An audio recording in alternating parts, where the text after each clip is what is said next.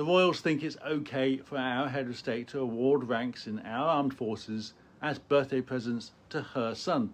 Now, how is that okay in a democracy? The other day, Charles was seen meeting Royal Marine trainees while wearing the full uniform of a senior Marine officer and sporting the usual chestful of medals.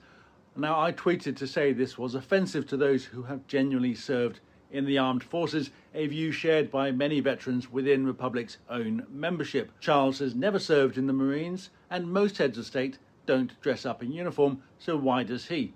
Now, judging from the replies, some people seem to think Charles has earned these medals and ranks because he had a brief spell in the armed forces 50 years ago. So let's look at what he's wearing and why it's inappropriate and dishonest. And the first question is quite simple: should he be wearing uniform at all? It's been pointed out he's Commander-in-Chief of the military, yet that's true of most heads of state. Most heads of state do not wear uniform. Now, Charles is not in the armed forces in any meaningful sense and hasn't been since 1976. We're a democracy with a civilian government, not one led by the military, so there's no rhyme or reason why our head of state should dress up in uniform. Now, to those who think it's because he's the head of state, why was he wearing uniform before that? It's something he's done for a long time and without any good reason other than he wants to. As for his military career, this was in the Navy from 1971 to 1976. He left with the rank of commander. Now, he was no longer in the military except in a uniquely royal way, being given new ranks and titles by his mother. It was after he left the Navy at the time of his 30th birthday that his mum gave him the title of Colonel-in-Chief of the Parachute Regiment. He learned how to parachute. He didn't serve as a para. Yet today he'll still wear the wings, uniform and beret he has not earned. For that same birthday, he was promoted to wing commander in the RAF and given an honorary post of commander in the Navy. He had left the Navy. He had no further claim to the rank. He had not earned the wing commander rank in the RAF, yet he'll happily dress up in their uniform. His mum also awarded him promotions in the Navy and RAF for his 40th birthday, raising him to captain and group captain.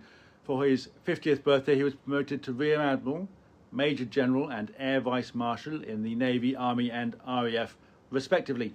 In 2012, the Queen promoted her son again, not to award good service, but to mark her Golden Jubilee. He was advanced to the highest rank in each service, becoming an honorary Admiral of the Fleet, Field Marshal and Marshal of the Royal Air Force. Since becoming a commander in the Royal Navy in 1976, Charles did nothing to earn any further promotion. He left the Navy that same year. Yet he has held the most senior ranks in all the services because his mum wanted him to. Nepotism was the reason, not merit or service. Now, there's no need for any of this, but they like to associate themselves with the military because it helps to reinforce the notion that their squalid little monarchy is somehow a natural part of the state, an important part of our national life, and they like dressing up. The royals think it's okay for our head of state to award ranks in our armed forces as birthday presents to her son. Now, how is that okay in a democracy? So the ranks and uniforms are unearned. He also wears a lot of medals, which some people have defended. Again, this is largely for show. Royal medals have little to do with merit, and those who haven't served a day, such as Edward and Anne, also wear them. Going left to right of Charles's medals, the first is the Queen's Service Order, New Zealand. This is awarded for community service in New Zealand. Now, Charles has never lived in New Zealand, and it certainly isn't a signifier of service in the military. The next one is the Coronation Medal.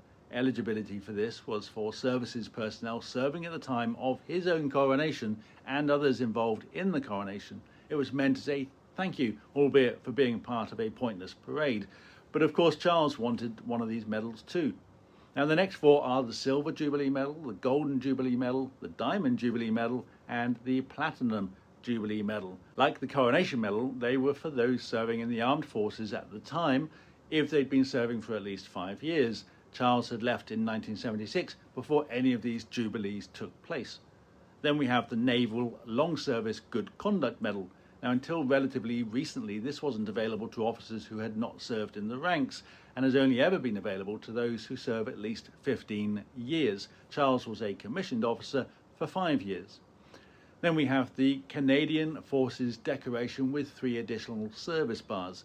This is for members of the Canadian Armed Forces who have served for 12 years. Charles has never served in the Canadian Armed Forces. Finally, there is the New Zealand Armed Forces Award. This is also a long service award for serving in the New Zealand Armed Forces, something he has never done. So these medals are not earned any more than his ranks and uniforms. Yes, he once earned the rank of commander in the Navy, and then he left.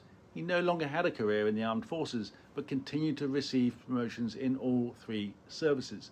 His medals give the impression of service, yet they are medals meant for serving personnel, but given to him long after he had left and awarded for long service that he never did, including in overseas services he spent no time in at all. And this is why it is offensive to see Charles dress up like this. He is cosplaying at being a seasoned and experienced officer who has a long service record, when he has no such record.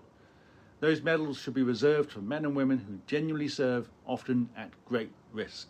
And it's time we strip the royals of their medals and ranks, that for as long as the monarchy continues, that they continue in a strictly civilian capacity. And it's time to ask why they feel the need to dress up. Why do they put such effort into pretending to be the things they're not? Is it because what they are is a very ordinary family, one that doesn't live up to the highest standards of public life, but instead sees public service as a means to feather their own nests? This is not a good institution. The monarchy is not an honest institution. We can do much better. It is time to abolish the monarchy. It is time to change the country for good.